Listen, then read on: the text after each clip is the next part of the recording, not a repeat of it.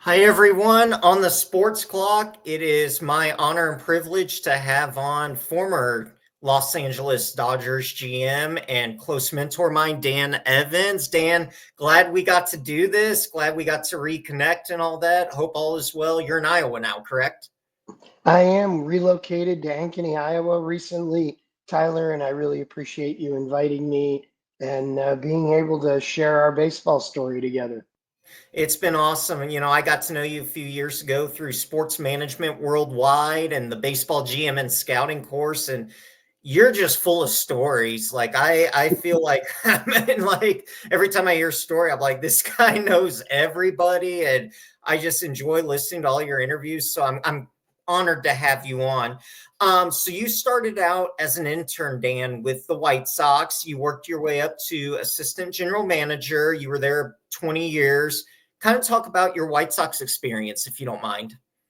Well, Tyler, I grew up in Chicago, and chronologically, not maturity wise, according to some people, but frankly, it was my father's favorite team, and my mother's favorite team was the Cubs. And I was lucky to have great parents who really instilled a lot of love of the game, along with both of my grandparents who were alive at the time. And I got lucky, I got an internship with the White Sox as a junior in college at DePaul University. It was life changing, and I didn't realize it at the time. I was really trying to collect 3 credit hours so I could get out on time. And candidly, I had done a couple of internships prior to that, and they were great experiences and taught me a lot. I was so lucky because I joined a club that had just been bought by Jerry Reinsdorf that was growing and assembling some really good people. But my mentors there were instrumental in me as a person and a professional. Roland Heeman, Dave Dombrowski, John Bowles, Bobby Winkles, Charlie Lau, Dave Duncan, Don Drysdale. Those people, along with a person in the front office by the name of Jack Gould, um, instilled some lifelong things in me. And Tyler, you don't know when you join a place what it's really going to be like. I thought it was going to be a 3 month internship, and it turned out to be a 20-year, I would say, cornerstone foundation of my career. Looking back, I wish I would have left earlier because I found, not because I wanted to leave the White Sox, but when you work somewhere else, you gain different viewpoints, different methodology. You're open to things you never worked with before and different people. But my 20 years with the White Sox was absolutely phenomenal. I had so much fun. And, Tyler, when it's in your hometown, with Yeah. a team you grew up watching, it doesn't get much better than that. And I'm not from Chicago. I went there for grad school, but being a Cubs fan Hmm. growing up, working for them in 2016, I got my start with the White Sox and it led to the Cubs, which, got me the ring on my finger, not trying to, but it's, Hmm.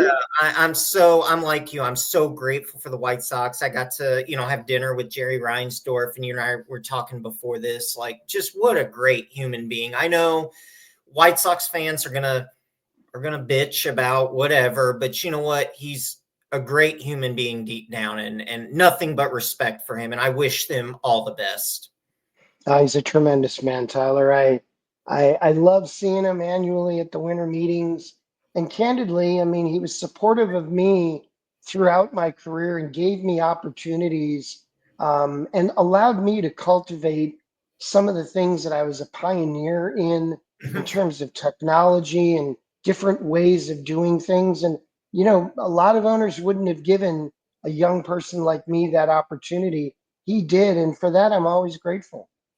So the one story I have to ask, you told us in the one class where, and I don't want to put words in your mouth. I'm going to screw this story up, but Mhm. something about it, Old Comiskey or maybe New Comiskey had I still call it New Comiskey, just been built, but they moved the wall either back or up because of Frank Thomas. It was because of something you had mentioned, and then all of a sudden you showed up to work one day and you're like, shit, they're actually doing this, you know? Yeah, it was actually the old ballpark, and I had been employed for about a year plus. We had what is still used by something like 28 of the big league clubs, the bat system, and we were the first users of it. And I was the operator. It was a Apple IIe Plus with 3 disk drives and hard disks and no battery. It was just, I can't believe the difference in technology, but we were cataloging every pitch, type, location, velocity, what occurred on the pitch. And, it's exactly the BATS program of today. It was just a predecessor of it. And one of the players, Harold Baines, who had been a really good friend of mine immediately, we're the same age. And Harold said, this ballpark suppresses a lot of offense. And he wasn't complaining, he was just laughing about how he probably would have had more home runs. So I went upstairs and I queried the system, and it was lopsided, where we had a lot more balls to the track. Now, Tyler, a little perspective for people who don't know a lot about the old Comiskey Park. It was a cavern. It opened in July 2010. It was 440 to center, 388 to the alleys, and something like 355 down the lines, or maybe 358.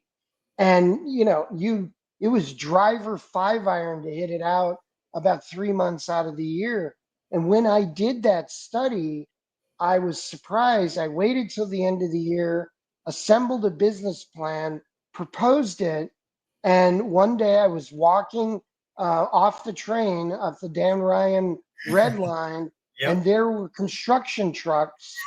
Um, and I had pitched, that we should put some seats in behind the plate to pay for the transformation of the ballpark and move home plate out because we couldn't move the stands. Or the stands were concrete and they were 70 years old. So we moved the field out, and the following year we added more than 600,000 in attendance, won a division championship. The ballpark became an offensive ballpark. We got in the playoffs, we got in the LCS, lost to the Orioles, and it was my first real impact on a major league club. But the one day I got off the train and I saw the cranes and all the trucks, I'm thinking, what the hell's going on?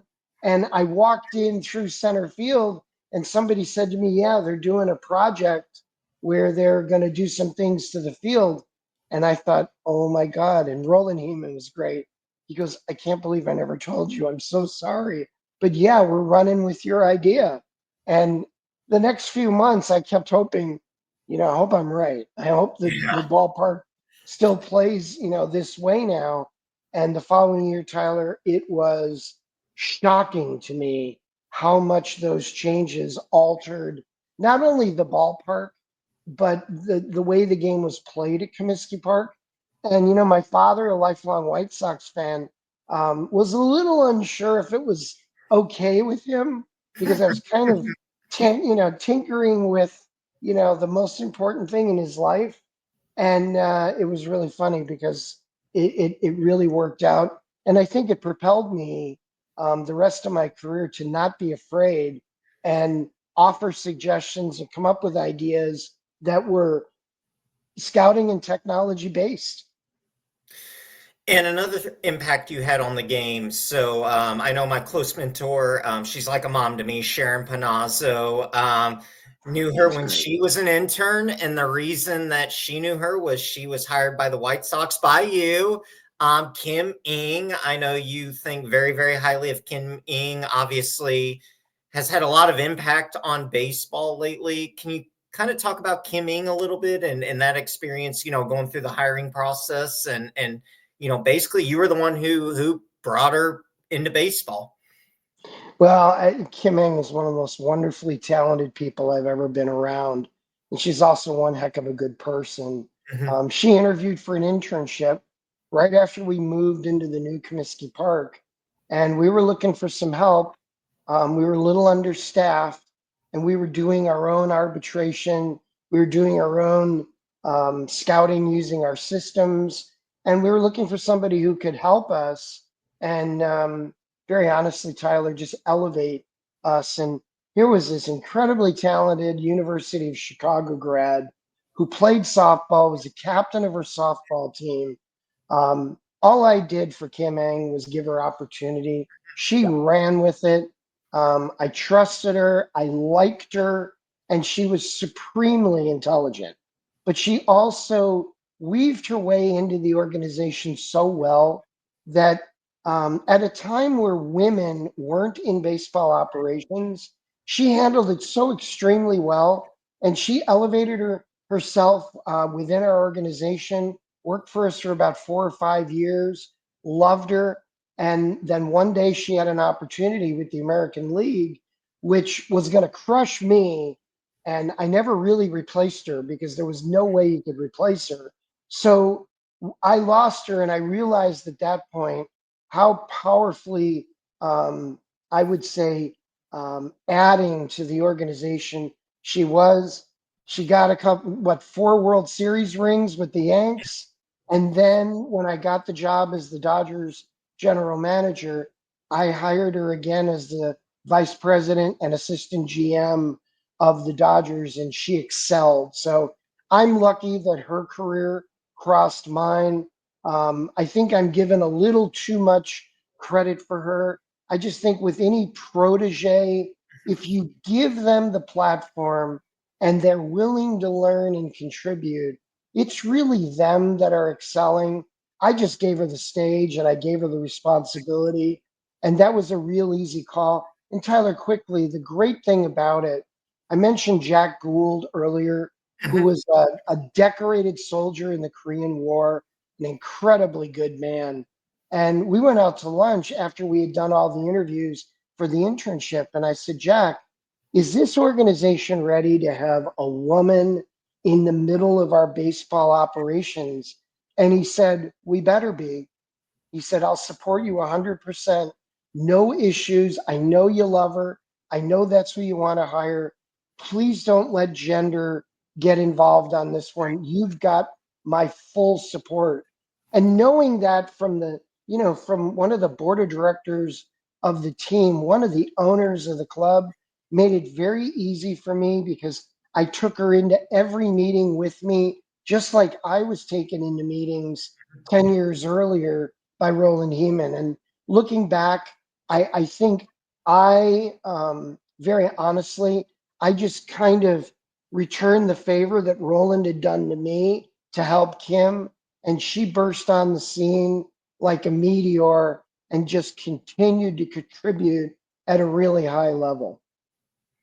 For sure. And speaking of Dodgers GM, so you were Dodgers GM from 2001 to 2004. So kind of talk about that. And as a Cubs fan, not to offend you or anything, but the Mhm. trade that made my day was December 4th, 2002. You traded Eric Karros and Mark Grudzielanek to the Cubs for Todd Hundley and Chad Hermanson. And Mhm. Karros and Grudzielanek were key parts of that '03 NLCS team, and should have gone to the World Series, shoulda, woulda, coulda. But Mhm. any insight on that? You could, kind of talk about how that trade came about and all that, or Absolutely. Well, I'd worked for the Cubs in between the White Sox and the Dodgers, and I had relationships there, but I also had some restraints financially, and we were really maxed out contract wise. Eric was towards the end of his career. I love Eric Karros. I love his family. Eric just wasn't contributing at the same level, and he was a Dodger legend. He was the home run leader all Mhm. time for the Dodgers, at that point. And I didn't feel that in a platoon situation it would have been fair to Eric. I thought the right thing to do was to get ourselves more production. I had some ideas about mixing and matching players and getting some relief financially so I could go do some other things.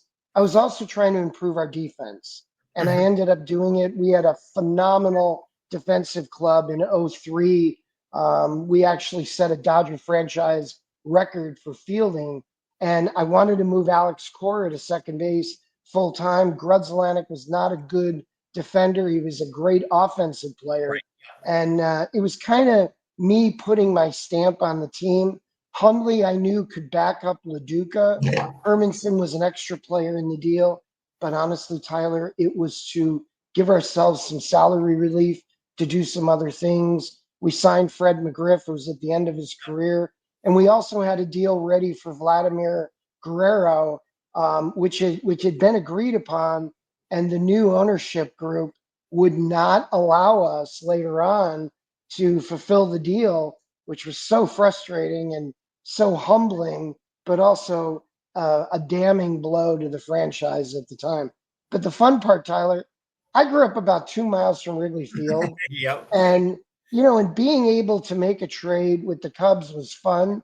But I also knew, and I told Eric this at the time, that he would love Chicago and he would love playing for those fans. He had a good year. It's towards the end of his career. I think it was next to last year. And we still cross paths. I have so much respect for him. I just didn't want a veteran player to be harmed by playing time when we were trying to transition the club, get younger, get more defensive, and candidly get more left-handed. For sure. And the other story that comes to mind too is you've told me, and again, for our listeners, you may have not heard this story before, but I have. But it was you had dealt some, I can't remember now. It was for Brian Jordan, I believe, and you were at a gas station, and somebody, I think you know what story I'm going to here. Would you I mind do. kind of explaining it? Because I'll screw it up. Yeah, I was living in La Cañada, California, a great suburb right next to Pasadena.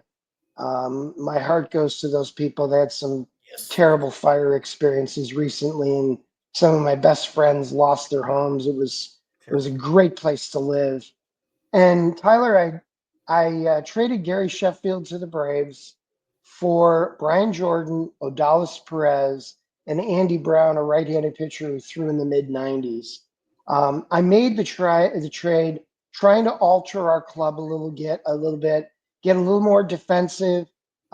Sheffield has had, a series of problems with ownership and managers and general managers, and I just really wanted to change the complexion of our club when it came to our overall persona. Brian Jordan, I absolutely love, just an Mhm. amazing competitor. He added so much to our team from the onset. Odalis Perez made the All-Star team in his first year, and Brown was a heck of a pitcher. But the trade wasn't well received early on, and that's okay. You're not trying to win the public, you're trying to get a deal that works for both teams. And, I didn't want to say anything negative about Sheffield at the time. It was really nobody's business, but that played out, and he was a heck of a player, but he just wasn't a great fit for our club. And I was standing in line. These are before you could use the pump as the cashier. And I'm Yeah. in line at my favorite gas station.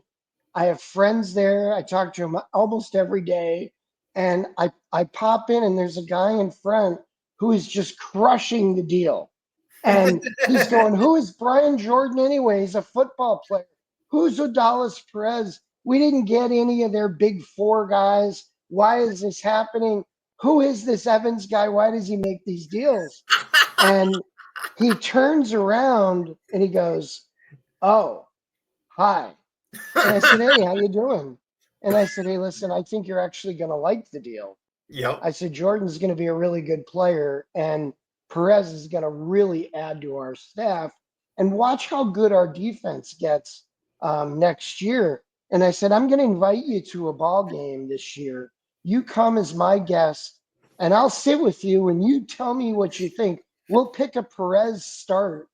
And Odalis had a game where he had a no-hitter like through 5, 6 innings. Oh And shit. about fourth inning, the guy sitting next to me, and he said, "I'm sorry I said that, but what were you doing at that gas station?" I said, "I lived about 4 blocks away." And I said, "That's where I get my donuts and my Diet Coke and my munchies for the game." And I said, "Just remember, I said, the people who make these decisions don't make them to be popular. They make them to your ball club to be better. And, we had a heck of a season. I think we won 94 games. And, he was great. He became one of our best fans. But it was so funny because a couple of my neighbors were behind me and, they were like, Denny, that should never happen. And I'm like, yeah, don't worry about it. Who boos a realtor? Who boos a dentist? Who boos, people in other private sector jobs? 55,000 people come to Dodger Stadium every night.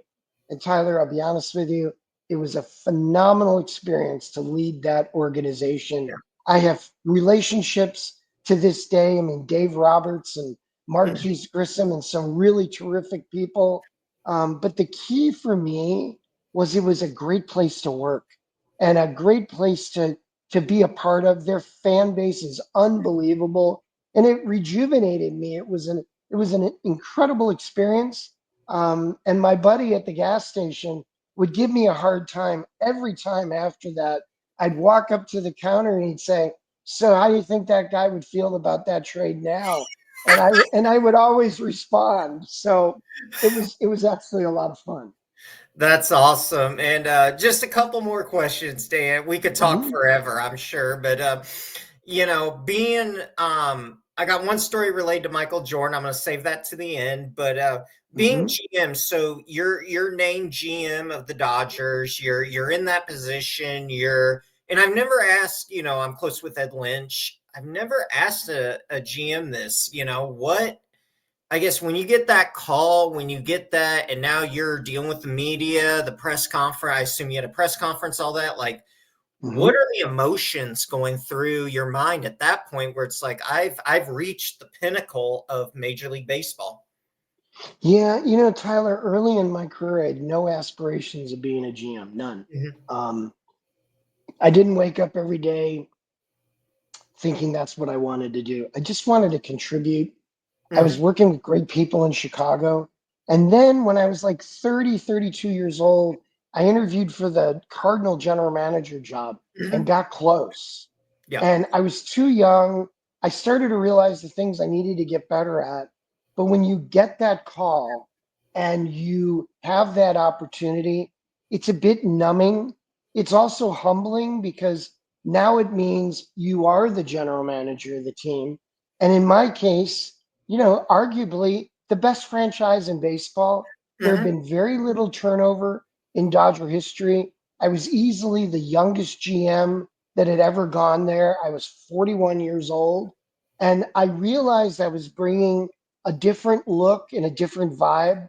I hired a lot of people from other organizations trying to restore the Dodgers' image and ways. We had kind of lost our focus and lost our mojo. So I tried to bring people in who could help us do that.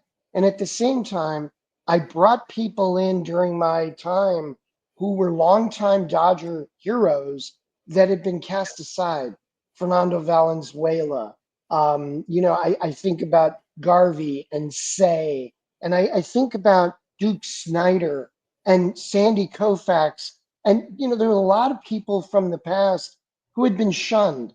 And I wasn't going to shun them. I wanted to embrace them because the thing that makes the Dodgers franchise so magical is the present and the past. And the Hmm. past is the franchise of Jackie Robinson, Yep. the franchise of Koufax, of Drysdale. And Don had been a real mentor to me, as had Jeff Torborg. So I had a lot of good vibes about what to do. But here's the best part of it. I had two superiors in the team president and the chairman of the franchise, Bob Graziano and Bob Daly, who gave me the opportunity to mold the franchise into what I think it should look like on and off the field. And subsequently, I had great people join me, and we did some really phenomenal things that laid the foundation for who the Dodgers are today. I mean, we were very aggressive internationally for the first time in a long time. We did some wonderful things there. I look back at my Dodger days and I loved it. The only problem I had is a new owner came along and he thought that he had a better way of doing things. And he fired almost 200 people at that time, some really good people. But Tyler, that first day when you're standing up there, all I kept thinking was my father, my mother, my grandparents, all the coaches who had been so good to me throughout my scholastic career. Yeah. And then the people who really mattered to me. I found myself wandering right before the press conference as if, thank God for all these really good people who put me in this position. And you know when you get it, you're not going to have it for life.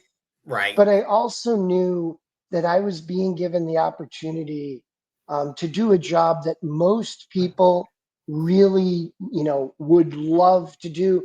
A lot of GMs, have great gigs in great cities, but there isn't a one who wouldn't like to be the Dodger GM. Yep. And I knew that. And as a result, I had two other jobs at the time that I could have taken, two other GM jobs. And I had a great talk with my father one night. And I said, what do you think? And he said, Danny, he said, to be the general manager of the Dodgers is something you're going to always remember. And it's a moment in your life that people will never take away from you. The two other franchises, they're really good places and good cities, but it's never going to give you the opportunity that you'll have. If I were you, I would do it. And candidly, Tyler, that's where I was headed. And after my father said that to me, I thought, he's right. Let's go. Let's do it. I told the Dodger hierarchy, let's go. I won't do any of the other interviews. And you've got me. I want to be here. And frankly, it was a blast. I had a great time, and I love Dodger fans. I loved living in LA, and I love being able to play golf in December and January and Yeah. go to the Rose Parade. So, for me, it also, I think, was the first time I really branched out of side of Chicago. And I'm so glad I did, because I really found myself in Los Angeles, and I became the person I am today. That's amazing. And I'm just so glad I got to know you and all that and appreciate all your stories. One last question. Hmm. So Michael Jordan, I know he came up in the White Sox organization when you were with them. So there's a story. And I love this story just because, you know, having lived in Florida, but also being a Michael Jordan fan. But something about a McDonald's and a drive-through and just the person Michael Jordan is to sign autographs. So real quick, can you tell that story? Well, first of all, Michael Jordan is one of the best people I've ever met. I loved working with him. I knew him a little bit when he was with the Bulls. He came to us. Myself and a couple other people were really the primary people. We were trying to keep people away from him. So I spent a ton of time with him. In fact, one of the first days I was with him, one of my kids, who was about 4 years old at the time, said, Michael Jordan, my daddy doesn't think you're a really good baseball player. And Michael, who's, as everybody knows, very expressive, and he looks at me and he goes, really? Okay. And then she ran off, did some cartwheels. And that was a really funny way of kind of starting our White Sox relationship. But, and he always gave me a hard time. Yeah. It was just, that's the relationship we had. But Tyler, we got really close and we got to be really good friends. And one day he came to me and said, listen, I have a chance to play in a charity golf outing in St. Petersburg during spring training. And he said, you want to play? And I said, my gosh, I'd love to play. That'd be great. So it was a charity outing. It was all the MLB teams. So Terry Francona, who became his manager that year at Birmingham, is someone that Buddy Bell and myself and some others hired for his first job. And Terry Francona is just golden. They don't get any better than No. Terry. I love him. So the three of us drove up to St. Pete to play in this golf outing. And we had a blast. We had a great time. It was so much fun. And on our way home, St. Pete to Sarasota is about an hour ride, Yep. and it's a real easy ride. I think it's a 75, and we're cruising, and Michael's hungry. So he says, let's stop, let's get something to eat. We're all good. We're driving his Range Rover. I'm in the passenger seat, and Tito's in the back. And Michael's loyal to his clients. He's loyal to McDonald's. We pull up at a McDonald's drive-through. Now, this is at his peak. This is like being with the Beatles. Okay. It people laugh about it. It's real. When you're with him, you realized who he was. I mean, I mean, I met the Pope, and the Pope was getting challenged by Jordan's popularity. And here's Mike. He orders, and we ordered our food, and the drive-through lane just became a sea of humanity. How they found out, I have no idea, but it was just hundreds of people surrounding the Range Rover. Michael signs autographs until people are done. That's just who he is. So he's signing, and he's signing like crazy. And the food comes at the next window, and we pull up, and he's going to sign for everybody before we drive away. So I started eating my McChicken and fries, and Terry starts eating. Well, Michael can't eat. Well, little did Michael know that Terry also ate Michael's fish sandwich and his fries and his chocolate shake. So the final person, it's like 30 minutes, Tyler, and it was amazing. He signed for everybody. We start to pull out. We get outside the lot, and he goes, Terry, give me my food. So Terry hands him the bag, and the bag's empty. And Terry says, MJ, I'm sorry. I just had to. And he said, no, it's not going to work. So Michael turns the Range Rover around and goes right back in the drive-through lane again. And he said, this time, neither one of you are getting any food because, Danny, you're an accomplice to the crime. And Terry, you and I got a problem. I'm eating, and I'm going to enjoy it. And I'm going to eat it before I drive, just so you guys realize how aggravated I am. And it was so funny. People came back. There were more and more people. In fact, I will never forget the guy in front jumped out of the car. He's taking all these pictures and everything. And I'm just like, wow, this is wild, that we're doing this. So we're about halfway home. And MJ says, so Terry, how was that fish sandwich?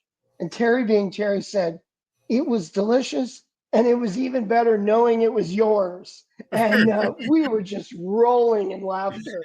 We drove back to Sarasota, and the whole ride, we were laughing so hard because we were really tight as a threesome.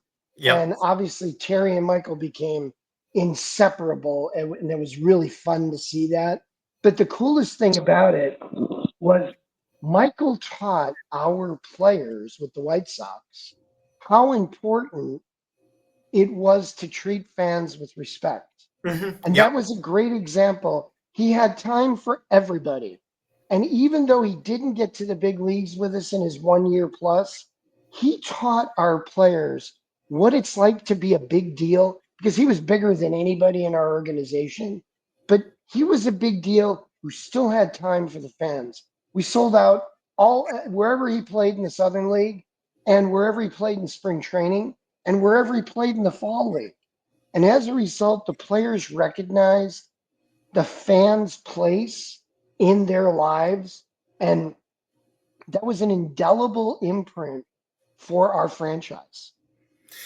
Yeah, and I appreciate that about Michael, and it's I've gotten to know, not to put my personal life into, but Theo Fleury's one of my best friends, and he told me I went to Canada about a year ago to see him, and we were just talking about, people coming up to him, and he told me, he said, Tyler, he said, the thing is, and I know, Frank Thomas, Paul Konerko, all those, I'm sure they can attest to this.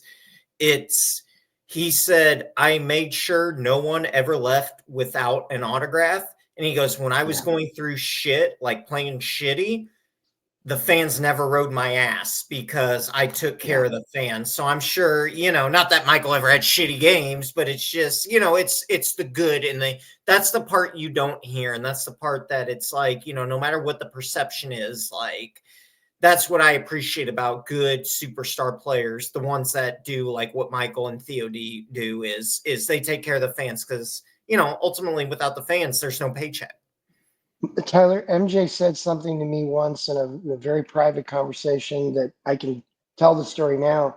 He said when he was playing basketball, he always picked out somebody in the last few rows of the stadium. He said that person had probably spent a ton of money on Hmm. that ticket. Might be the only time they get a chance to see him play. He comes from a working class family, and he said, I played for them that night. I gave them the effort because for them, this might be the only opportunity they'll Yep. ever have. And I didn't want them to be disappointed. And I said, being great is a challenge, it's a task because the expectations are not being good. He's the greatest player of all time, perhaps the best athlete of all time. And the expectations suffocate a lot of people. But Michael said, Dan, you know what? Even on my bad days, that person up in the top row, they were going to get everything I had. And they were going to walk away saying, he did not disappoint me with effort. And that was an extraordinary thing to hear from one of the greatest competitors of all time. And it was so sincere. And it told me a lot about his core, who he was, because he he didn't play not only to win, he played because he knew who he was. And Hmm. that is a hell of a thing to have saddled with every day. And he embraced it instead of shied from it. For sure. Danny, this has been great. Thank you so much for all I just appreciate you and your mentorship and what you're doing. Last thing, so you are on the board of Sabre. I know you think the world is Sabre. I think the world is Sabre. You're doing great things. Kind of real quick, wrapping it up, talk a little bit about that and what you're kind of moving forward with that. Tyler Saber's a bunch of baseball nerds. We all love something about the game. That little 5 ounce ball is what Yep. bonds us all.